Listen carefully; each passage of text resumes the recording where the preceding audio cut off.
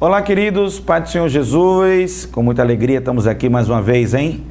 Brigadaço pela sua audiência, pela sua companhia, que Deus te ilumine, te guarde e proteja mais uma vez nesse dia, é o meu desejo em nome de Jesus. Eu oro e peço a Deus nesse momento em favor de sua vida, da sua casa, da sua família, no nome de Jesus. Vamos para a meditação da Palavra de Deus, um pouquinho mais das Escrituras Sagradas para o nosso crescimento espiritual, crescimento pessoal, crescimento holístico, porque ao estudarmos a Palavra de Deus, ela nos traz um crescimento de corpo, de alma e de espírito.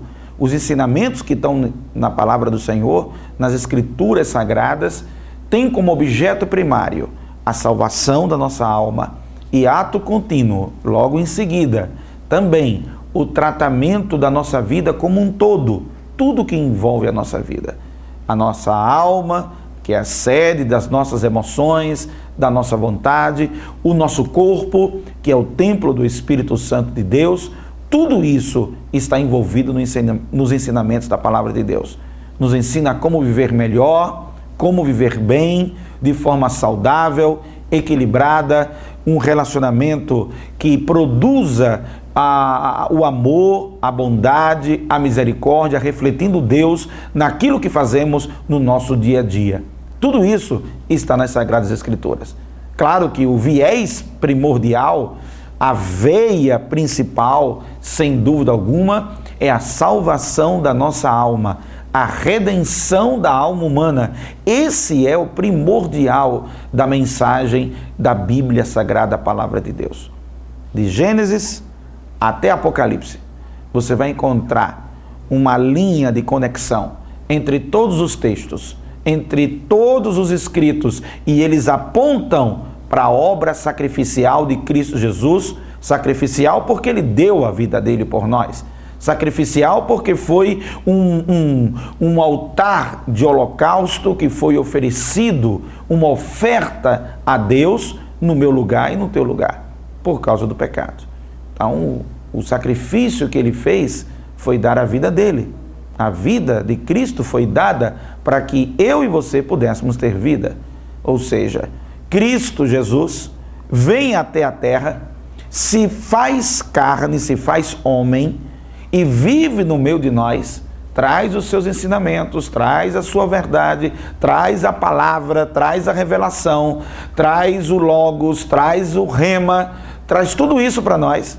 E ao trazer essa palavra, Ele traz a redenção da alma humana através do seu sacrifício. Ele não tinha culpa de nada, Ele não tinha pecado nenhum, Ele não tinha falta de nada, mas Ele, por amor, se sacrificou por nós. E aí, toda essa história, toda essa narrativa de como começou, qual a origem dessas coisas, seja do pecado, seja da necessidade de salvação e seja da necessidade de aplacar a ira de Deus. A ira de Deus foi despertada pela desobediência do homem. Quando o homem erra lá no Jardim do Éden, quando o homem peca e sai do propósito de Deus, ali começa a manifestação da ira de Deus, que é o peso do juízo de Deus, do julgamento de Deus para aquilo que Ele disse que não era para fazer, e o homem fez, e o homem desobedeceu. A partir daí começa uma narrativa onde mostra de Gênesis até chegarmos na revelação dos Evangelhos, de tudo que foi processado até a humanidade poder receber um sacrifício perfeito através de Cristo Jesus. Pela graça somos salvos, mediante a fé. Isso não vem de nós, é um dom de Deus, é um presente de Deus. É Deus que fez, é Deus que deu. E não vem das obras para que ninguém se julgue merecedor, porque não somos merecedores desta obra redentora. Nós não somos merecedores, a gente não fez nada para merecer isso. A gente não fez nada para poder ter essa salvação. A gente não fez nada para poder conquistar essa salvação. De fato, quem fez tudo foi Deus. Na hora que envia Cristo Jesus, e Cristo Jesus que se doa em favor de cada um de nós. A nós nos compete somente crer. Se você acredita na obra redentora de Cristo Jesus, então você está salvo. Quem crê está salvo. Quem crê e for batizado, que o batismo é uma confirmação, É uma atitude de explicitar, de demonstrar que de verdade você entendeu aquilo que você diz que crê. Então, se você crê, se você acredita na obra do sacrifício de Cristo Jesus, você recebe a salvação, que é nada mais, nada menos do que o perdão dos seus pecados e o direito de você ter a vida eterna. Esse é o âmago, o centro da mensagem da Bíblia Sagrada. Só que a Bíblia fala de outras coisas também. Fala de como o pecado afeta a condição humana e mexe com o dia a dia da gente. Como o pecado afeta nossas relações interpessoais, como o pecado afeta a nossa visão de vida, como o pecado afeta a nossa postura. Vem mentira, vem engano, vem roubo, vem corrupção, vem inveja, vem cobiça, vem prostituição, vem avareza, vem tanta coisa, tanta mazela gerada pelo pecado. Aí vem a obra de Cristo regenerando este homem, esse ser humano que foi corrompido pelo pecado, e traz a esse ser humano a possibilidade, a mim e a você, eu e você, a possibilidade de ver, de enxergar diferente, de perceber diferente, de ver o que o pecado tira de visão da sua vida. O Evangelho de Cristo Jesus, a regeneração promovida por Cristo, traz de volta para você ter uma vida equilibrada, coerente e correta, conforme os mandamentos de Deus para cada um de nós. Então, é isso que nós estudamos.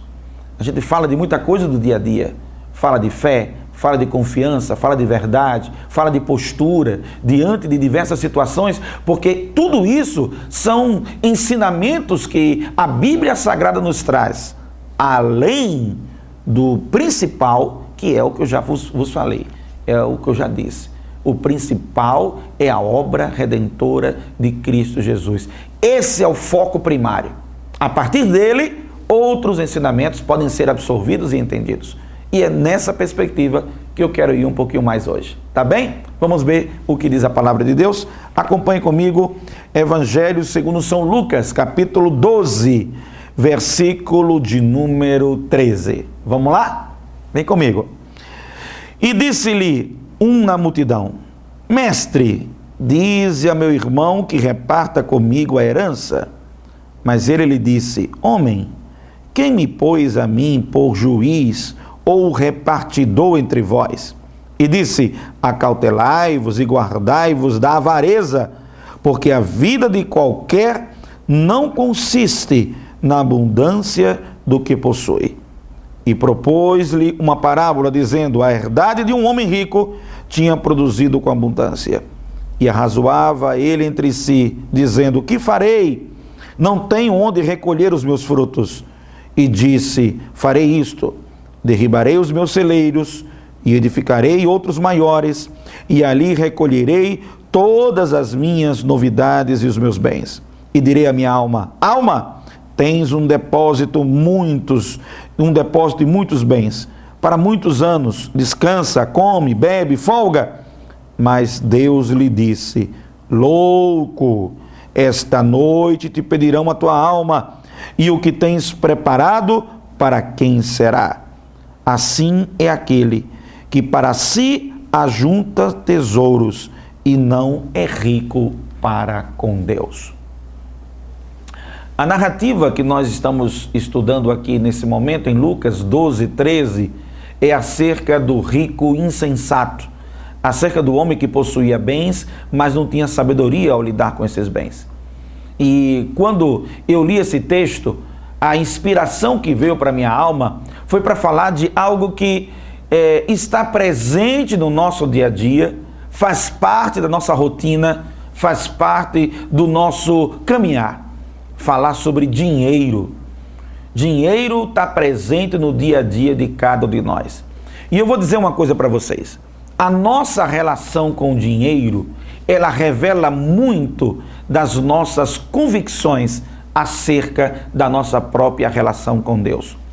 O dinheiro, ele se transforma num Deus, Mamon, no momento chamado Mamon, numa linguagem comparativa, aonde o Deus Mamon era o Deus ligado naquela época à prosperidade, aos bens, à riqueza. E há muito fortemente, claro, na Bíblia Sagrada, uma revelação sobre a disputa que existe entre o dinheiro, o lugar que o dinheiro deve ocupar no nosso coração, e o lugar que Deus deve ocupar no nosso coração. E, na verdade, dinheiro e Deus disputam o lugar. Na verdade, Deus não está disputando nada. Quem está disputando é o dinheiro que está disputando, querendo tirar Deus do lugar que Deus deve ocupar no coração de cada um de nós. Você sabe que Deus merece e é digno de primazia. Deus não aceita que você mantenha uma relação com Ele, colocando Ele em segundo, terceiro, quarto plano. Para Deus, o plano que vale, para Deus, o que Ele exige, o que Ele pede, o que Ele diz, é que essa relação deve ser primária. Então, para com Deus, Deus sempre em primeiro lugar.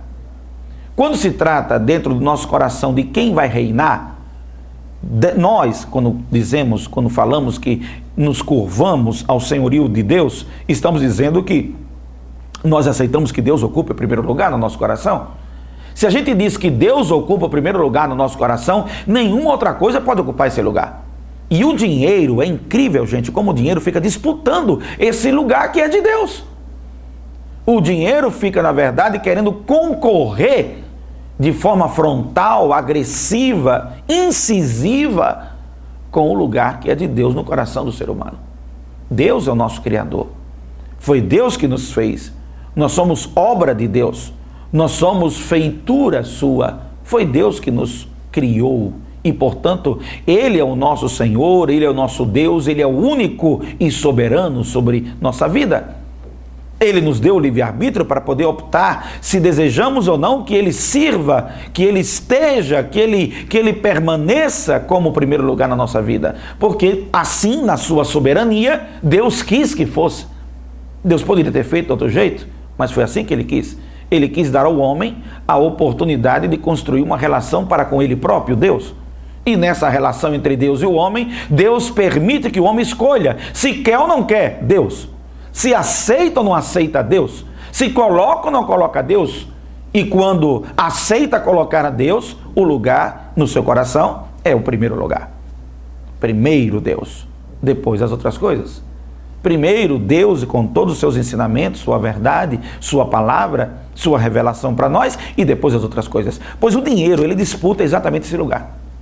O dinheiro, ele tem essa categoria de conseguir influenciar de maneira tão forte o comportamento humano, o nosso dia a dia, que ele fica confrontando, ele fica argumentando contra o que Deus fala, o que Deus diz.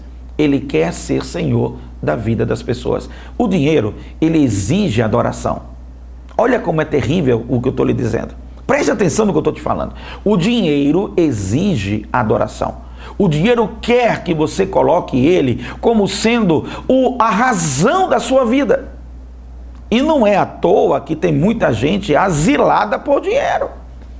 Tem muita gente com frenesi, com uma fome terrível sobre dinheiro.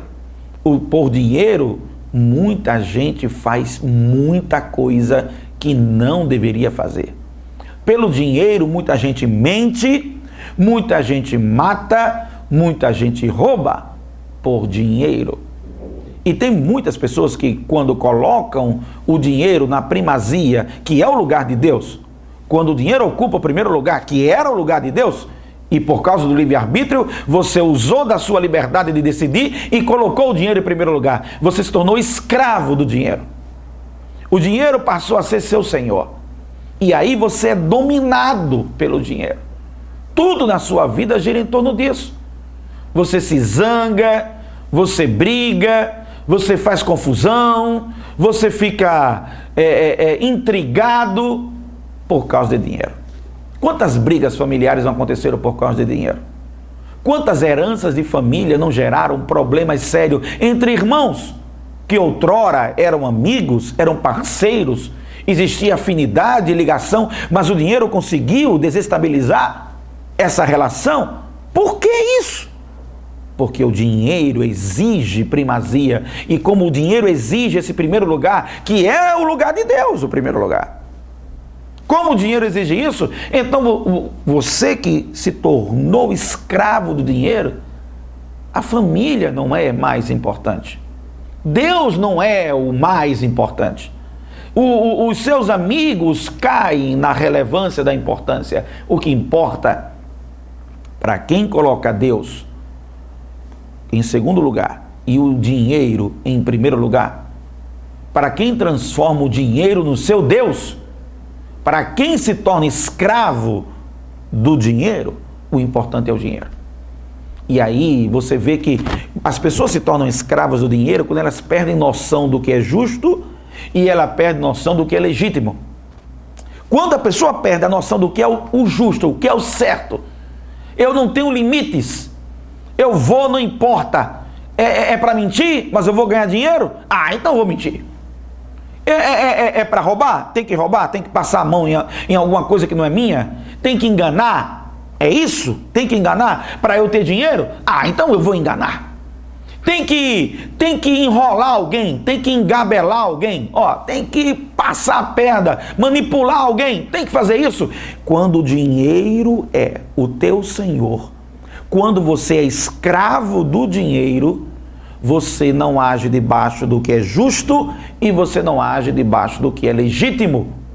Você tem dificuldades seríssimas nisso, a ponto que você se torna escravo do pecado, deste pecado que o dinheiro, através da avareza.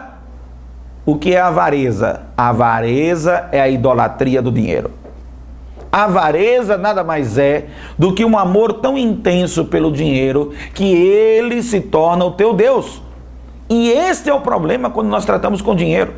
Dinheiro, ele mostra de que maneira está a nossa relação com Deus. Ou se o dinheiro não é o nosso Deus, ele não tem primazia. A primazia é de Deus.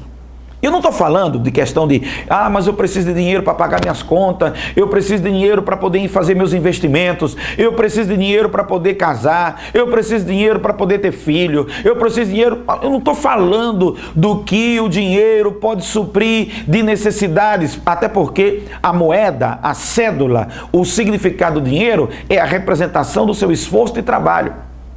Ali está condensado um significado do esforço do trabalho empreendido, do trabalho realizado. É a força do trabalho que é representada pelo dinheiro.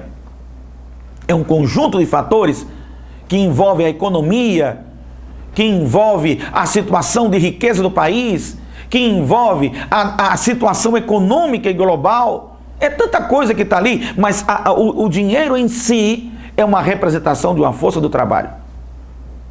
E aí, eu não estou discutindo sobre a necessidade da utilização desse dinheiro que representa essa força do que foi trabalhado. Eu estou falando de quando você transforma o dinheiro no seu Deus, é avareza. O texto que eu li de Lucas, você viu? Uma pessoa chegou para Jesus aqui em Lucas e estava acontecendo uma coisa injusta. E Jesus repreendeu dizendo, acautelai-vos, versículo 15, acautelai-vos e guardai-vos da avareza, porque a vida de qualquer um não consiste na abundância do que possui.